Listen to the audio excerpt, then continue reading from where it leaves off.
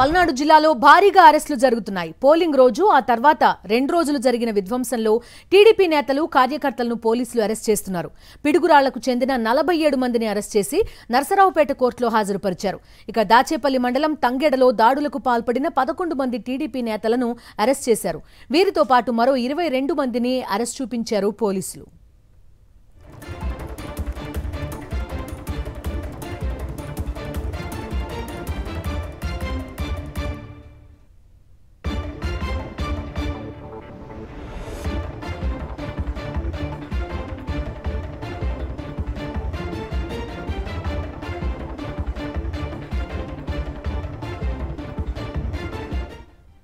పల్నాడు జిల్లాలో భారీగా అరెస్టులు జరుగుతున్నాయి. పోలింగ్ రోజు ఆ తర్వాత 2 రోజులు జరిగిన విధ్వంసంలో టీడీపీ నేతలు కార్యకర్తలను పోలీసులు అరెస్ట్ చేస్తున్నారు.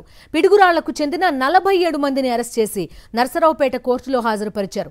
ఇక దాచేపల్లి మండలం తంగెడలో దాడులకు పాల్పడిన 11 మంది టీడీపీ నేతలను అరెస్ట్ చేశారు. వీరితో పాటు మరో 22 మందిని అరెస్టు చూపించారు పోలీసులు. పూర్తి డీటెయిల్స్ అందిస్తారు మా కరెస్పాండెంట్ అశోక్, లైవ్ లో జాయిన్ అవుతున్నారు.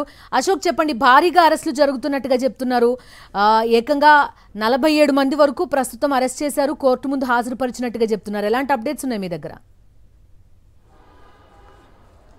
పూర్తిగా పోలింగ్ రోజుతో పాటు పోలింగ్ తరువాత 2 రోజుల పాటు తెలుగుదేశం నాయకులు వైఎస్ఆర్ కాంగ్రెస్ పార్టీ కార్యకర్తల ఇళ్లపైన దాడులు చేశారు, ప్రైవేటు ఆస్తులను ధ్వంసం చేశారు, దాంతో పాటుగా తలలు పగలగొట్టారు, విధ్వంసం సృష్టించారు. దాదాపు 2 రోజుల పాటు ఈ విధ్వంసం పరంపర కొనసాగింది.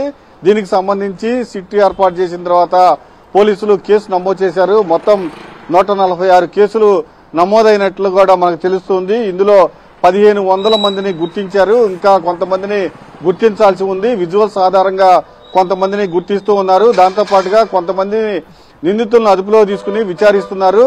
ఎవరు ఈ విధ్వంసానికి ప్రోద్బలం ఇచ్చారు, ఎవరెవరు పాల్గొన్నారు అన్న కోణంలో ఒకవైపు విచారణ కొనసాగుతూ ఉంది, మరొక వైపు పూర్తి స్థాయిలో అరెస్టుల పర్వం కూడా కొనసాగుతూ ఉంది. ఇప్పటికే 950 మందికి స్టేషన్ బెయిల్ ఇచ్చి అరెస్ట్ చేసినట్లు కూడా మనకు సమాచారం ఉంది. ఏవైతే కీలకమైన కేసులు ఉన్నాయో, బెయిల్ రాని సెక్షన్స్ ఉన్నాయో వాళ్ళందరినీ నర్సరావుపేట కోర్టులో ప్రవేశపెడుతూ ఉన్నారు. దీనికి సంబంధించి ఇప్పటికే దాదాపు 47 మంది పిడుగురాళ్లకు సంబంధించిన 47 మందిని అరెస్ట్ చేసి నర్సరావుపేట కోర్టులో ప్రవేశపెట్టారు. దాంతో పాటుగా దాచేపల్లి మండలం తంగెడలో పెట్రోల్ బాంబులతో విధ్వంసం సృష్టించారు. దానికి సంబంధించి మొత్తం 33 మందిని పోలీసులు అరెస్ట్ చేశారు. ఇప్పటికే వాళ్ళంతా పెద్ద ఎత్తున కోర్టు దగ్గర ఉన్నారు. కోర్టు వీళ్ళకి రిమాండ్ కూడా విధిస్తుంది. దీంతో పాటుగా నిన్న చూసుకుంటే నిన్న ఈవీఎంలు ధ్వంసం చేశారు. తుమ్మూరుకోటలో ఈవీఎంలు ధ్వంసం చేసిన తెలుగుదేశం నాయకులను కూడా సతీష్, కోటయ్య, సైదులు, మహేష్ను కూడా అరెస్ట్ చేశారు. మరికొంత విచారణ వేగవంతం అవుతోంది. పూర్తి స్థాయిలో వాళ్ళందరినీ అరెస్ట్ చేయడానికి ఇప్పటికే స్పెషల్ టీములు కూడా రంగంలోకి దింపినట్లు మనకు తెలుస్తూ ఉంది. బిందు, అశోక్, చూస్తున్నాం పెద్ద ఎత్తున అరెస్టులు జరుగుతున్నాయి. ఏకంగా 47 మందిని ఇప్పటిదాకా అరెస్ట్ చేసినట్టుగా చెప్తున్నారు మీరు. కానీ ఎన్నికల టైంలో జరిగిన రీపోలింగ్ కి కానీ లేకపోతే అడ్డుకున్న నాయకులకి సంబంధించి ఏం జరిగింది కానీ ఇలాంటి అంశాలని పరిగణలోకి తీసుకోలేదా పోలీసులు అనేది ఒక ప్రశ్న ఇక్కడ. పోలీసులకు సంబంధించి కొంత స్టేషన్ బెయిల్ ఇచ్చే సెక్షన్స్ ఉన్నాయి. అంటే ప్రత్యక్షంగా దాడిలో పాల్గొన్న వారు కొంతమంది అయితే ఖచ్చితంగా ఈవీఎంలు పగలగొట్టిన వారు మరికొంతమంది, అలానే ప్రైవేటు ఆస్తులను ధ్వంసం చేసిన వారు మరికొంతమంది, ఉద్దేశపూర్వకంగా కర్రలతో దాడి చేసిన వారు మరికొంతమంది.